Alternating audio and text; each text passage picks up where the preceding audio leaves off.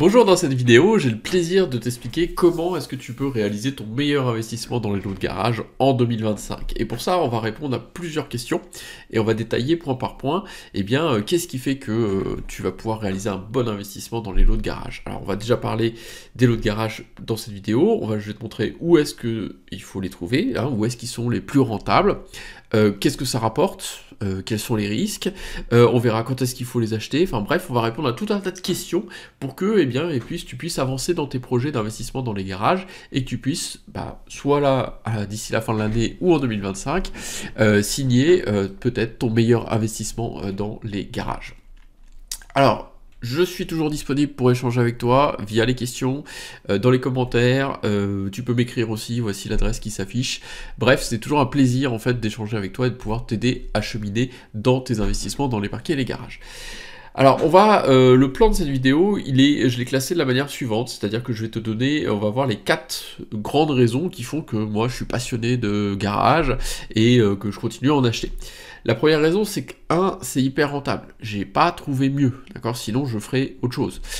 C'est très diversifié, d'accord? Par rapport aux divers risques qu'on va traiter dans cette vidéo. C'est un investissement très sécurisé et en plus, c'est quelque chose d'efficace, d'accord? Et tout ça, c'est un petit acronyme qui nous rappelle Albert Einstein, c'est rusé d'investir dans les parkings et les garages. Alors, on va commencer d'abord par combien. La réponse à combien, c'est est-ce que c'est rentable d'investir dans les parkings et les garages?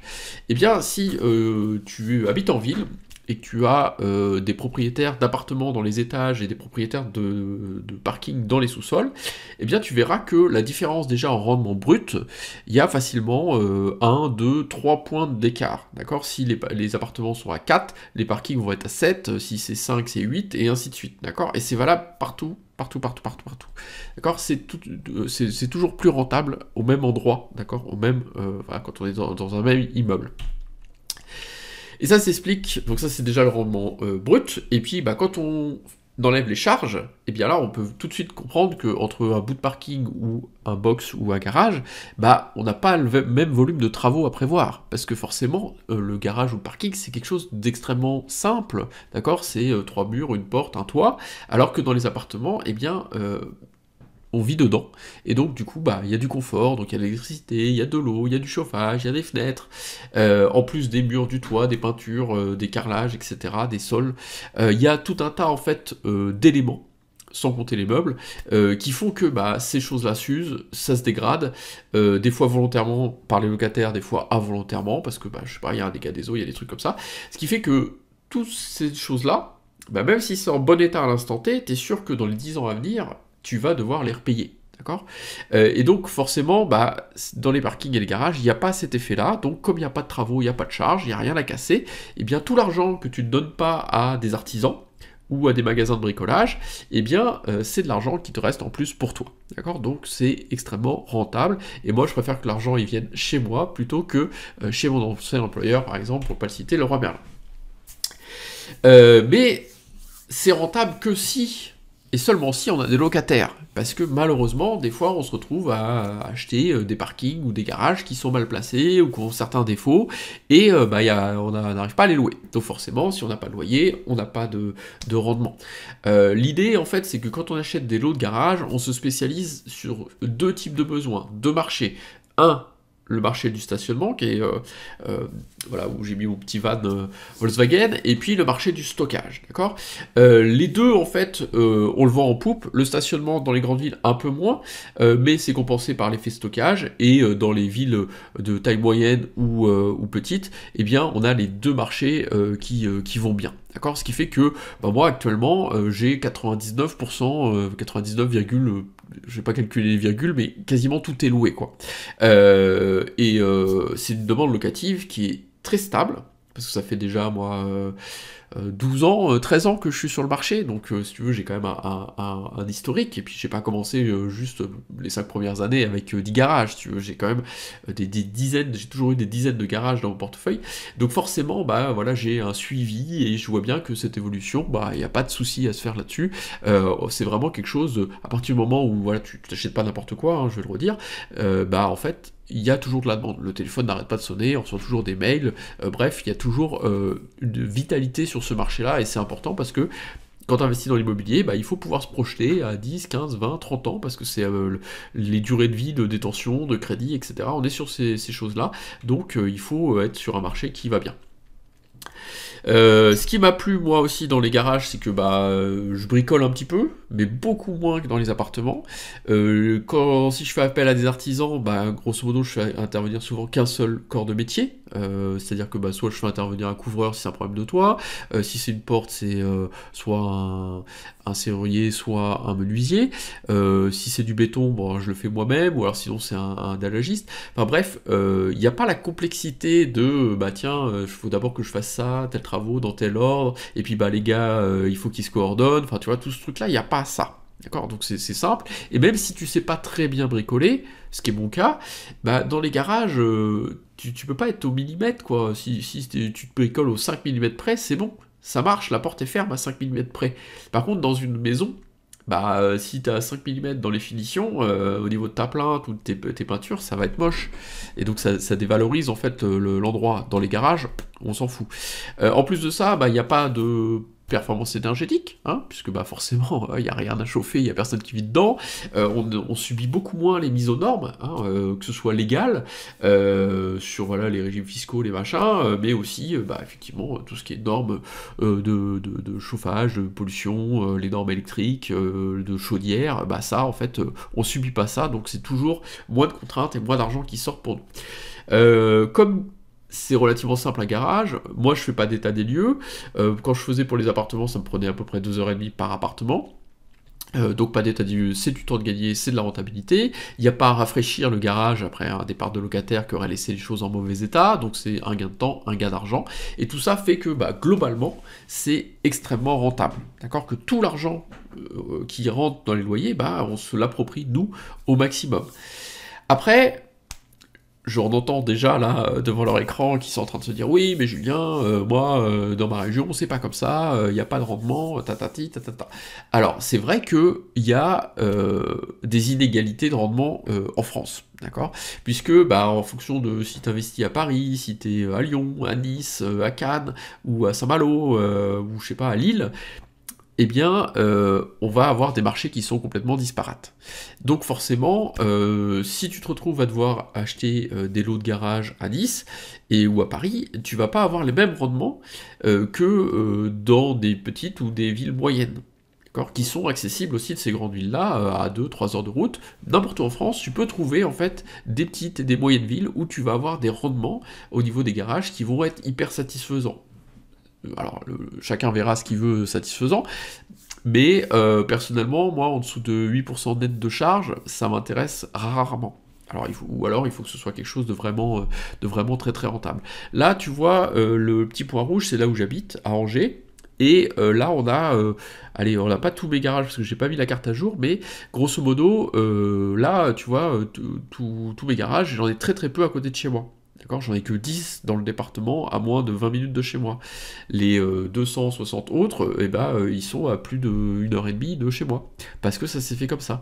Mais cette stratégie, en fait, d'aller loin, elle est possible que parce que, comme on n'est que sur 3 murs, une porte, un toit, il y a extrêmement peu d'entretien, il y a peu de problèmes qui arrivent avec le locataire, donc il n'y a pas besoin de se déplacer.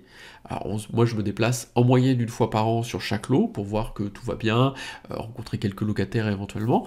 Il y a des lots, j'y vais pas pendant 2-3 ans, et ça pose aucun problème parce qu'il y a des systèmes ensuite qui sont mis en place pour faire en sorte que j'ai pas à me déplacer à chaque fois, que ce soit pour louer un garage, que ce soit pour faire de l'entretien, etc.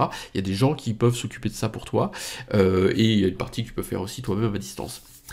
Le fait d'être sur cette configuration-là en termes d'investissement, de ne pas être contraint à être à proximité, comme moi c'était le cas quand j'ai acheté mon immeuble de rapport, en fait je voyais bien, j'étais contraint d'y aller toutes les 2 à 3 semaines, parce qu'il y avait toujours un petit truc à faire, et que si je le déléguais, en fait tout mon rendement partait chez les artisans, et du coup il me restait rien du tout, quoi. C'était la banque et les artisans et le Romalin qui s'enrichissaient, et puis moi j'étais là et je remettais de l'argent tous les mois, en plus du temps à passer. Là c'est pas le cas.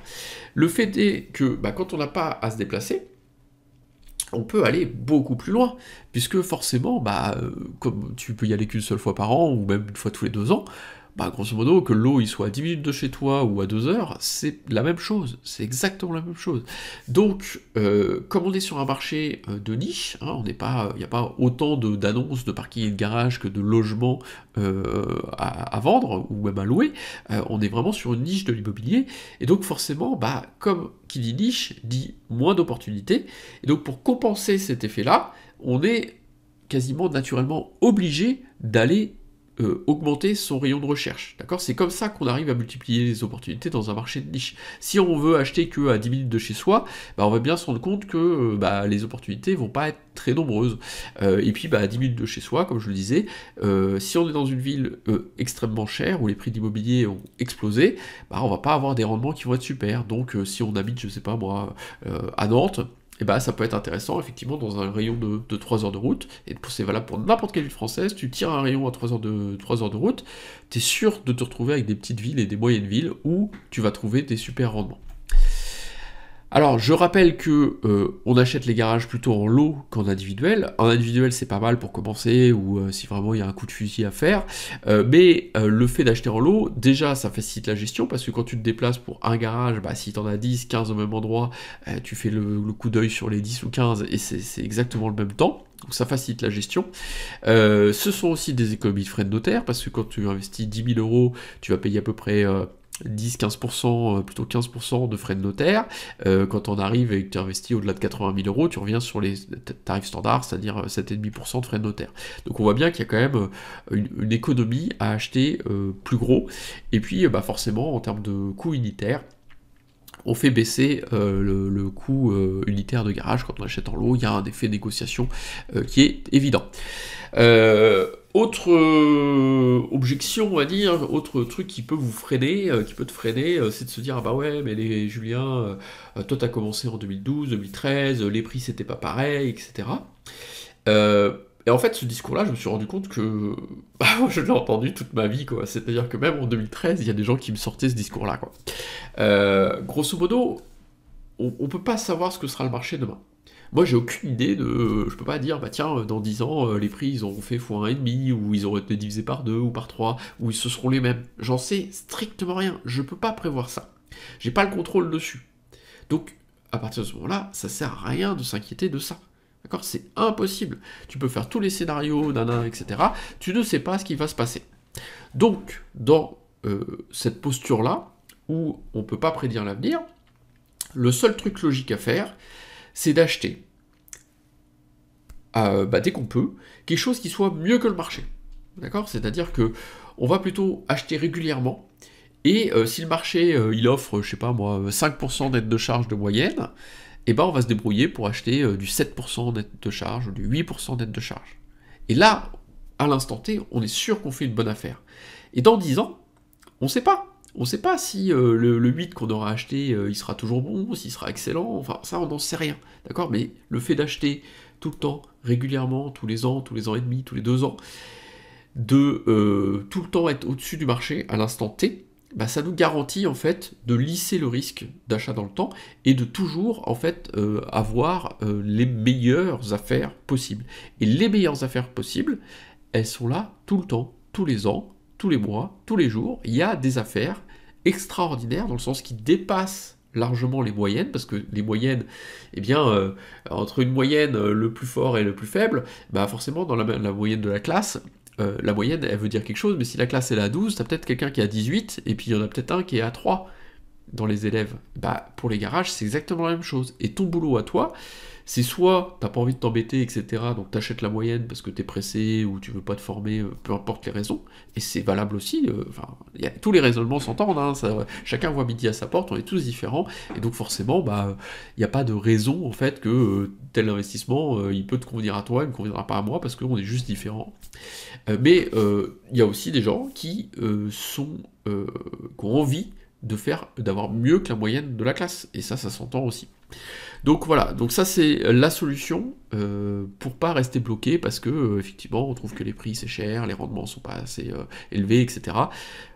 À partir du moment où il y a une excellente affaire qui se présente, il faut pas la comparer avec le passé, ce qu'on a déjà acheté ou ce qu'on va acheter plus tard, parce qu'on n'en sait rien. On prend exactement le meilleur du moment. Comme cet été on a été bercé par les Jeux Olympiques, j'avais envie dans cette vidéo de te proposer des podiums, et notamment là le premier podium qui va se présenter c'est le podium du rendement, où je vais te présenter les 3 lots de garage qui me font le plus plaisir en termes de rendement, sachant que la moyenne de la classe, donc la moyenne de mon patrimoine, c'est 13% net de charge. D'accord ? Là, je vais te présenter des rendements bruts. Donc premier sur le podium, eh bien c'est un lot de garage qui se situe à Bourges. J'ai acheté 13 garages pour, je crois que c'était 14 000 € à l'époque. Alors évidemment, il y a eu un petit peu de travaux de fait dedans. Mais aujourd'hui, c'est un rendement qui est à 26% brut. D'accord ? C'est énorme. Deuxième sur le podium, un lot que j'ai acheté en 2013, c'était mon deuxième lot de garage, 50 garages, payé 90 000 € avec les frais de notaire. Alors pareil, quelques travaux dedans, mais aujourd'hui ça rapporte à peu près 20 000 € par an de loyer, et donc on est à 20% de rendement brut.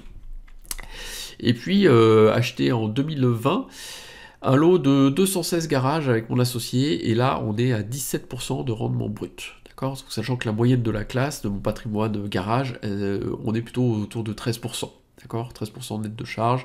J'ai plus le chiffre en brut parce que je l'ai pas calculé, mais voilà. Donc tu vois bien que j'ai des entre guillemets mauvais élèves, où j'ai des rendements qui sont plutôt autour de 8-10%, mais voilà, ils ont des caractéristiques aussi qui font que c'est sympa, et comme je te le disais, acheter un 8% quand le marché il offre du 5%, et ben c'est pas mauvais. D'accord ? Mais ça c'était le 8%, par exemple, c'était les années 2022 ou 2023 que j'ai acheté ça. Donc forcément, en fonction de la période dans laquelle tu achètes, il y a des fois où tu n'auras pas des rendements qui vont être à 2 chiffres, parce que c'est la période qui veut ça. Donc voilà pour le tour en termes de rendement. Donc on a vu beaucoup de chiffres, beaucoup d'explications aussi de comment est-ce qu'on trouvait des lots de garage rentables. Donc plutôt des petites villes, peut-être loin de chez toi, parce que il faut aller là où le rendement se trouve. Le deuxième, le U, qui correspond à notre acronyme rusé, eh bien c'est ultra diversifié. Les garages, tout le monde comprend qu'il y a moins de risques parce qu'on a énormément de locataires. C'est-à-dire que pour encaisser 500 € de loyer, eh bien d'un côté tu vas avoir le choix, tu vas avoir un locataire dans un appartement, et de l'autre côté, tu vas peut-être avoir 10 ou 12 locataires. Et donc forcément, moi je préfère avoir tous mes œufs dans divers paniers plutôt que tout dans l'appartement. Parce que si il arrive quelque chose au niveau du locataire, et là encore tu n'as aucun contrôle dessus, eh bien si le loyer n'est pas payé, c'est tout ou rien.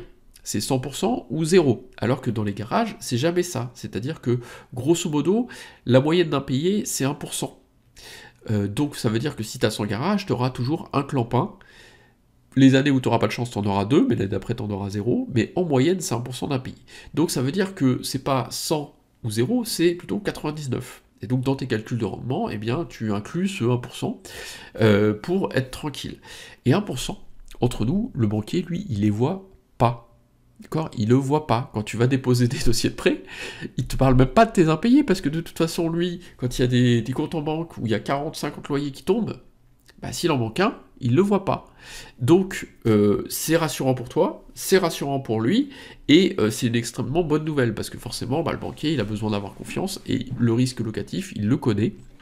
Le risque de travaux dont on a parlé, notamment dans la partie rentabilité, il le connaît aussi, et le fait que ces deux risques-là soient moindres avec les garages qu'avec l'immobilier d'habitation classique, eh bien ça permet d'avoir des financements qui sont obtenus plus facilement. Un autre type de diversification, auquel les investisseurs immobiliers pensent peu, mais c'est à mon sens une grosse erreur, c'est la diversification géographique, c'est-à-dire de ne pas mettre, là encore, tous ses œufs dans le même panier, et de ne pas acheter tout le temps dans la même ville, parce que on ne sait pas ce que l'avenir réserve, on ne peut pas prédire l'évolution des marchés, et donc c'est important d'avoir une diversification géographique. Moins de risques, ça veut dire que tu apportes la sécurité aux revenus, mais aussi à ton patrimoine. Comme on ne connaît pas l'avenir d'une ville ou d'une région, moi je trouve ça intéressant en fait d'acheter tantôt à côté des grandes villes, tantôt dans des villes un peu plus sinistrées, dans des départements plus industriels, d'autres plus campagnards. Bref, ça m'apporte une diversification géographique. Je suis bien incapable de te dire dans 30 ans les lots qui auront pris le plus de plus-value, ça j'en sais rien, je peux te le dire à l'instant T en comparant par rapport à ce que j'ai acheté. Mais si j'avais dû prévoir quand j'achète les évolutions de marché, je me serais planté à 100% des cas. La diversification géographique, pour moi, dans l'immobilier et dans tous les investissements que tu fais, elle est essentielle. Ça sert à rien d'avoir ta résidence principale là où tu vis dans une ville, les lots de garage au pied de la résidence principale, parce que si jamais ça vient, pour X ou Y raison, à se détériorer là où tu vis, et bah forcément tu perds tout. Alors tu perds toutes tes plus-values d'un coup, paf, et puis bah tu es obligé de repartir à zéro. Alors que, bah, bon an mal an, comme tu peux pas prédire l'avenir, ce qui va se passer à un endroit se passera pas à l'autre, et ça apporte de la diversification. C'est exactement ce que je fais quand j'expliquais dans la dernière, des vidéos précédentes. Quand j'investis dans des produits financiers de type action, je n'investis pas sur une seule société, j'investis sur toutes les sociétés du monde. Parce que bah, je sais que les risques qu'il y a en Europe sont pas les mêmes qu'aux États-Unis, sont pas les mêmes qu'en Russie, qu'en Chine, en Inde, etc. Et donc moi ça m'intéresse d'avoir un risque dilué comme ça, et c'est valable aussi pour mon immobilier. Alors, le podium de la réduction de risque, bah évidemment c'est le lot de 216 garages, parce que bah, là sur le volume, bah, on a, ne serait-ce que sur un seul emplacement, on a déjà un volume de diversification du fait du nombre de locataires qui est extrêmement important. On a aussi une diversification financière, parce que une fois les travaux finis, le garage revient à peine à 4 000 euros. Quand on voit ce qui se vend à côté, on est plutôt autour de 13 000 euros les prix de vente actuels. Donc forcément, bah, en termes de sécurité financière, on est plutôt bien. Et puis c'est un lot que j'ai pas tout seul, c'est-à-dire que j'en ai que la moitié, et mon associé en détient l'autre moitié, donc là aussi c'est une diversification du risque. Mon premier achat à Saint-Étienne rentrait aussi dans une logique de diversification du risque, parce que on était en 2012, je n'avais aucune expérience de l'immobilier, et j'ai trouvé un lot de garage à acheter. Le lot, après frais de notaire, je crois m'est revenu à 10 500 euros ou 10 900 euros, les 4 garages. Et donc, de quel bien immobilier tu peux commencer à investir pour des sommes aussi faibles? Même aujourd'hui, tu peux trouver des lots pour 10, 15, 20 000 euros. Ce ne sont pas des sommes extraordinaires, mais c'est rassurant quand on débute de faire un premier investissement comme ça. Si j'étais pas passé par cette case-là, probablement que la suite de l'histoire et les 270 garages qui ont suivi, je les aurais peut-être pas achetés, parce que effectivement il faut se mettre en confiance, et la confiance, réduire le risque, c'est aussi réduire les sommes qu'on investit. On n'est pas obligé de miser tout de suite des centaines de milliers d'euros. Et dans mon podium de réduction des risques, il y a évidemment le lot qui se situe directement à Angers, proximité du centre-ville, où là, ça fait partie des loyers qui sont les plus élevés par rapport aux surfaces louées. C'est là aussi où le rendement est plus faible, parce que, effectivement, il y a un emplacement qui est là, qui est sans doute le meilleur de ce que j'ai pu acheter en termes d'emplacement. Et forcément, cette logique-là, où j'accepte de payer des garages pas loin de 10 000 euros l'unité, c'est la seule fois où j'ai payé aussi cher, c'est aussi parce que c'est à côté de chez moi, et que ça participe dans mon plan global de risque, à se dire, si j'ai 6 garages à Angers, c'est pas mal, quoi, parce que certes, mon rendement il est pas terrible, mais au moins, j'aurais aussi investi dans des grandes villes. Troisième, le S de rusé, donc c'est la sécurité, le côté sécurisé. Donc on en a déjà un petit peu parlé avec mon premier achat, c'est-à-dire que les parkings et les garages nous offrent toute une gamme de montants d'investissement. On a aussi bien des lots à 500 000 euros que des petits lots à 10, 15 ou 20 000 euros. Et ça, peu importe à quel stade on en est, mais surtout pour les personnes qui débutent, c'est extrêmement rassurant de pouvoir commencer avec des investissements unitaires assez faibles, d'accord? Ça rassure aussi bien soi, mais comme on investit rarement que pour soi, eh bien ça rassure aussi les conjoints, les conjointes, la famille, etc. Donc c'est extrêmement important. En termes de sécurité, comme il n'y a rien à détruire dans un parking ou un garage, que les locataires ne vivent pas dedans, eh bien ça réduit encore le risque. D'accord ? Le risque de destruction volontaire, de saccage, le risque de squat, le risque, voilà, tous les risques qui sont inhérents à ça. Le risque d'impayé, donc on a déjà parlé, il est relativement faible, c'est 1%. Et quand il y a ce 1% là, il y a plusieurs solutions de s'en sortir. Une fois sur deux, à peu près, moi j'arrive à m'en sortir à l'amiable, c'est-à-dire que je perds quelques mois de loyer, le locataire s'en va, je reloue, et on n'en parle pas. Il n'y a pas de démarche d'huissier, de juge, etc. Dans les parkings et les garages, on a aussi un avantage, c'est qu'il n'y a pas de trêve hivernale. Donc forcément, en termes de procédure d'expulsion, si on doit en arriver là, pour le 0,05% de locataires concernés, eh bien, on a une procédure qui est plus rapide. Donc forcément, on récupère le bien le plus rapidement possible. Et puis, il n'y a pas de cas de conscience, puisque forcément, on met pas de famille à la rue, quoi. Je veux dire, il y a personne, c'est que des affaires. Donc si on sort la voiture, si on sort les affaires, et puis qu'elles vont à la déchetterie, alors certes, ce sont les affaires personnelles qui appartiennent à quelqu'un, mais cette personne-là, elle a eu plusieurs mois de procédure pour se bouger les fesses, se les reprendre, etc. Et si elle a vraiment rien fait, c'est qu'elle ne tient pas tellement, quoi.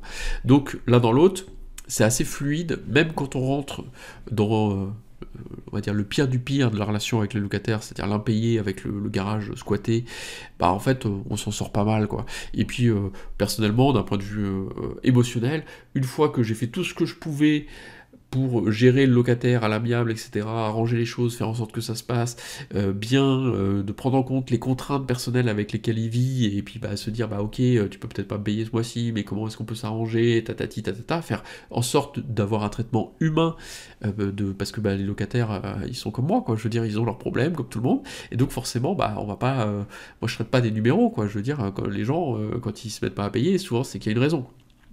Donc c'est intéressant d'aller chercher pourquoi. Alors je me suis peut-être un peu écarté, mais en tout cas voilà, il y a ce côté relationnel aussi qui est pour moi important.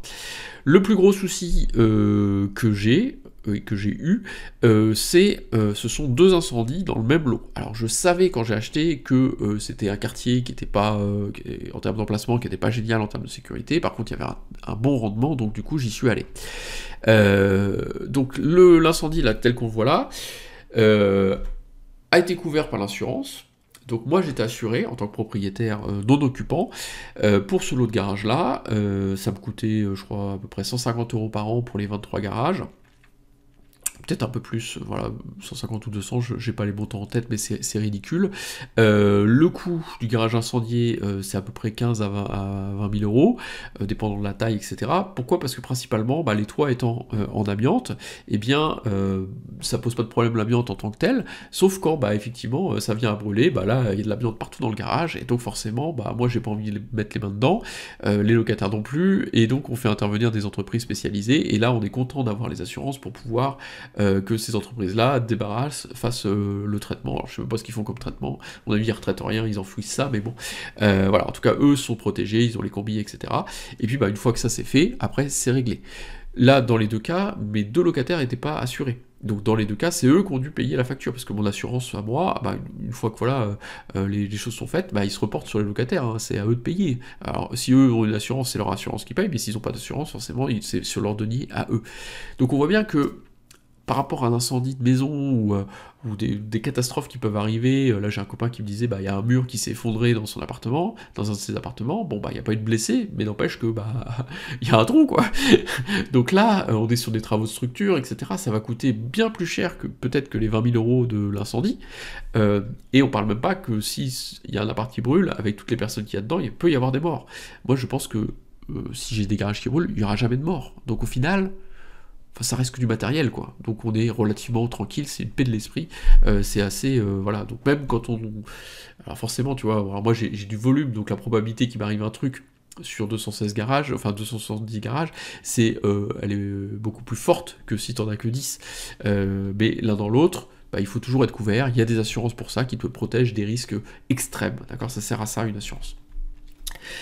Autre chose qui protège énormément les propriétaires et qui, moi, m'a beaucoup rassuré quand j'ai dû me lancer dans les parkings et les garages, c'est la loi qui encadre les parkings et les garages. On est sur du code civil. Quand on loue des appartements ou des maisons en location nue, on est encadré par la loi du 6 juillet 1989, et cette loi-là, elle est très très contraignante, c'est très bordé, d'accord, sur les rapports entre les propriétaires et les locataires, parce que forcément, il y a eu, si c'est bordé, c'est qu'il y a eu des débordements, et donc là, nous, dans les parkings et les garages, on n'a pas ce souci-là. On est sur du code civil, donc ça a été créé par Napoléon, je vais pas te dire la date parce que je l'ai pas en tête, mais en tout cas, ça a plusieurs centaines d'années, et donc ça n'a pas changé depuis. Ce qui fait que il faut voir ça comme un peu un gruyère, un cadre, mais un cadre dans lequel il n'y a pas grand-chose. Et dans ce cadre-là, toi, artiste, tu peux prendre ton pinceau et rédiger en fait ce que tu veux du moment que ce soit dans le cadre, d'accord? Tu peux peindre à côté, mais si jamais tu vas devant le tribunal et que tu as peint à côté, bah, ils vont te dire, bah non, monsieur, vous avez peint à dehors du cadre, donc cette clause-là, dans le contrat, elle n'est pas valable. D'accord? Moi, ça m'est jamais arrivé, parce que bah aussi j'ai mes contrats, je les ai pas rédigés moi-même, j'ai fait appel à un cabinet d'avocats, ils m'ont dit bah voilà, le cadre c'est ça, dedans tu peux mettre ça, ça, ça, puis après moi je pique, je prends, tiens, bah, telle clause elle m'intéresse, telle clause elle m'intéresse, et hop, je rédige mon contrat comme je l'entends. Si jamais ça t'intéresse de savoir faire ça, c'est dans la formation qui s'appelle Réussir ses locations de garage. Du coup, dans le code civil, ce qui fait office de loi, c'est le contrat. C'est le bail qui est signé entre le propriétaire et le locataire. Donc on comprend bien tout l'intérêt qu'il y a à avoir un bail qui soit en faveur du propriétaire et en défaveur du locataire. De toute façon, les locataires, ils y connaissent rien, ils connaissent pas les lois, donc forcément, ils vont signer ce que tu leur proposes, autant que ce que tu proposes, ce soit quelque chose qui soit cousu main, de l'orfèvrerie juridique pour que ce soit dans ta faveur. Et notamment te prémunir des impayés. C'est-à-dire que moi j'ai des clauses qui se déclenchent quand les gens commencent à pas payer, et je peux te dire que ces clauses-là sont assez efficaces parce que comme c'est un risque supplémentaire, je gagne plus d'argent quand il y a des impayés. Alors, à condition que la personne soit solvable, évidemment, mais quand elle est solvable, forcément je touche plus d'argent et ça compense pour ceux qui ne sont pas solvables ou quand je récupère le garage et je perds tout. Voilà. Donc ça, c'était pour le côté sécurisé. Mais il ne faut pas aussi oublier que c'est aussi un investissement qui est efficace, dans le sens où je mets de l'énergie dans un investissement, qu'est-ce que j'ai en retour? Est-ce que je mets beaucoup d'énergie et puis je reçois rien? Typiquement ce qui s'est passé avec mon immeuble de rapport, énormément de temps passé, énormément d'argent investi, pas de plaisir et plutôt pas d'argent. Ou est-ce qu'au contraire, j'ai plaisir en fait à gérer X centaines de locataires dans mon cas, et cet argent-là me permet de vivre et de faire ce que j'ai envie. Et en plus de ça, ça me donne du temps. L'efficacité principale des garages, au-delà de la simplicité, 3 murs, une porte, un toit, et de l'absence de travaux et d'incidents, etc., c'est le fait qu'on n'a pas besoin de rencontrer le locataire. On n'a pas besoin de les voir aujourd'hui. Au début, moi, je me déplaçais, quand je devais remettre des clés, etc. Maintenant, je fais plus ça, je fais tout à distance. Je les ai au téléphone. Mais une fois que les clés sont rendues, je n'entends pas parler jusqu'à ce qu'ils s'en aillent. Et ça, c'est une paix, une tranquillité et du coup une efficacité qui est vraiment intéressante. Ça fait des choses faciles à gérer. Le seul truc qu'il y a où on voit les non-locataires, c'est sur les virements. Donc c'est que des bonnes nouvelles. Il n'y a pas de coup de fil le samedi soir, le vendredi soir, parce qu'il y a un truc qui est pété. D'accord? Quand, avec l'immeuble de rapport, j'avais 3 locataires sur 4 qui m'appelaient dans la demi-heure un samedi soir, je veux dire, t'as pas envie de décrocher. Mais t'es obligé, parce que tu sais qu'il y a quelque chose qui se passe, qui est grave, qui les concerne tous les 3, et tu sais pas pourquoi le quatrième est peut-être pas là dans l'immeuble, mais t'es obligé, d'accord? Avec les parquets et les garages, t'as un coup de fil à 20h le soir, je veux dire, ça attend le lendemain, quoi. C'est pas grave, c'est vraiment pas grave. Donc, cette tranquillité-là, cette efficacité-là, elle est extrêmement intéressante parce que ça sert à rien de se mettre la rate au courbouillon, de se faire de mal, on va dire, émotionnellement, parce que on est préoccupé par notre immobilier. Ça n'a aucun sens. Ça n'a aucun sens de se rendre malade pour de l'immobilier. Donc autant prendre de l'immobilier cool, où tu vas bien te sentir avec et tu vas t'épanouir avec. Et les garages vont t'apporter ça. Ce qui fait que c'est efficace aussi, c'est que quand tu as un garage qui est plein comme un œuf, les gens, ils ont pas envie de le bouger. D'accord? Tu augmentes les loyers. Là, cette année, en moyenne, j'ai augmenté de 15%. Alors certes, il y a un petit peu plus de personnes qui ont bougé. Mais c'est à la marge, quoi. C'est-à-dire que j'ai peut-être 25% de départ en plus. Donc si on est, je vais te dire 10% de turnover, on est passé à 12,5, quoi. Donc c'est marginal. Parce que il faut vraiment y aller fort pour que les gens ils aient envie de vider un truc où il y a plein de garages, il y a plein de babioles dedans, quoi. D'accord? Donc ce qui fait que ce turnover qui est relativement faible, toi c'est du temps aussi de gagner. Parce que si tu avais, je sais pas, moi j'avais 270 garages, et que tous les ans je devais relouer les 270, divisé, allez, on imagine c'est bien fait et que c'est réparti sur l'année, ce qui n'est pas le cas. Là il y a des phases de demande locative qui sont, il y a des périodes. Imagine, ça fait à peu près 20 locations par mois. Donc ça veut dire que tous les jours, je devrais signer des contrats, etc. Ça sera un truc de malade. Donc non. Grosso modo, il y a un turnover qui est plus ou moins fort en fonction des lots, en fonction des emplacements, etc. Et bah voilà, si tu as un lot de 10, peut-être au maximum, tu as un locataire qui part tous les ans, peut-être 2 si t'as pas de chance, voilà. Donc ce qui fait que, bah, grosso modo, c'est plutôt cool, quoi. Une fois que les gens s'est loué, bah, ils restent des années, quoi. J'aime bien aussi voir ce que ça rapporte en termes d'argent, et ce que ça rapporte aussi par rapport au temps investi. Et donc, par rapport à cette niche de garage là, je la compare par rapport au placement bancaire, ça rapporte que dalle, mais ça prend aussi peu de temps. Les SCPI, donc l'immobilier qui est géré par des tiers où toi tu as juste des parts, bah, ça rapporte un peu plus, et pareil, t'es tranquille, t'as pas les locations locataires, t'as pas les travaux, t'as rien du tout, donc ça c'est cool. Au milieu, ce qui rapporte un peu plus mais qui prend plus de temps, on a les appartements, les maisons. En haut à droite, les colocations, les locations courte durée, beaucoup de rendement. Par contre, beaucoup de temps de gestion aussi à y passer parce que bah, on a plus de locataires, on a plus de travaux, il y a des entrées et des sorties, notamment dans les locations courte durée.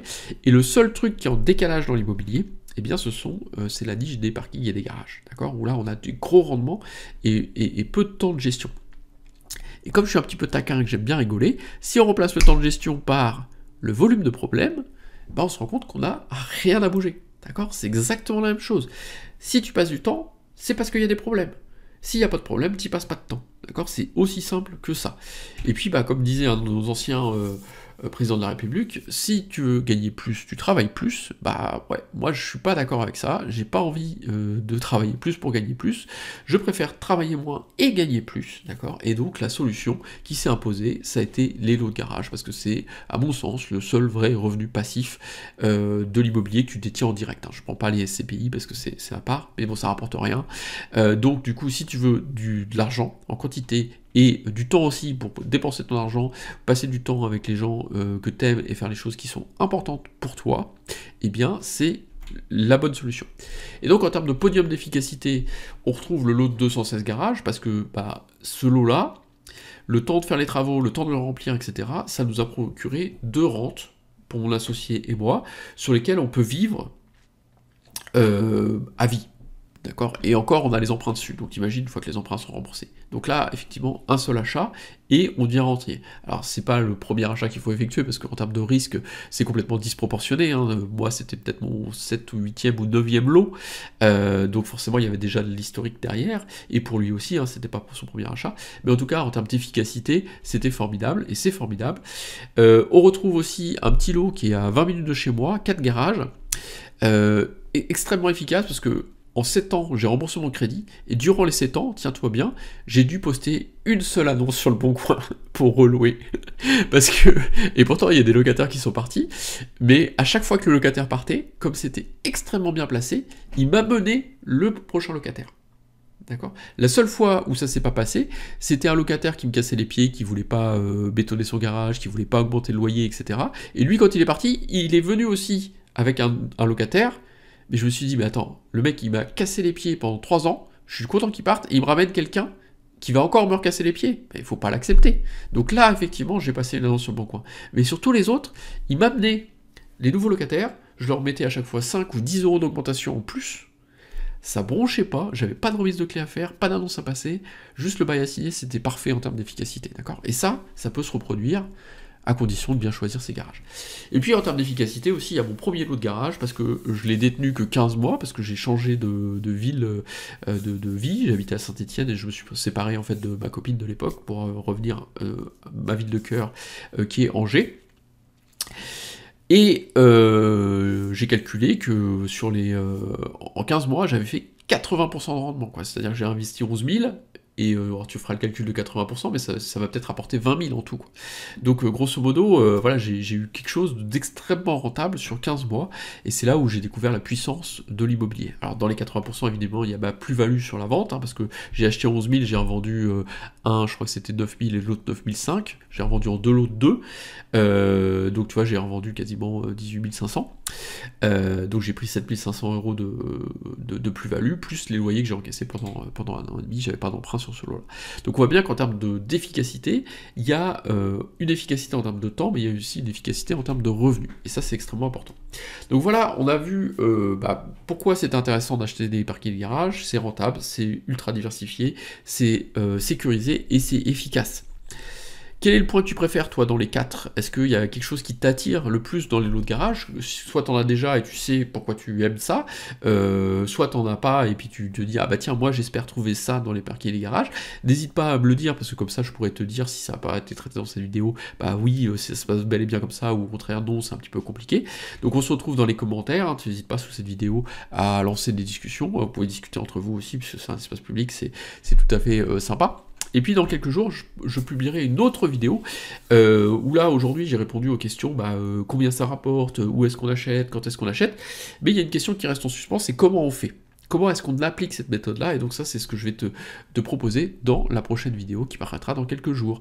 D'ici là, je te souhaite une excellente journée, une magnifique journée, la vie est belle, profites-en.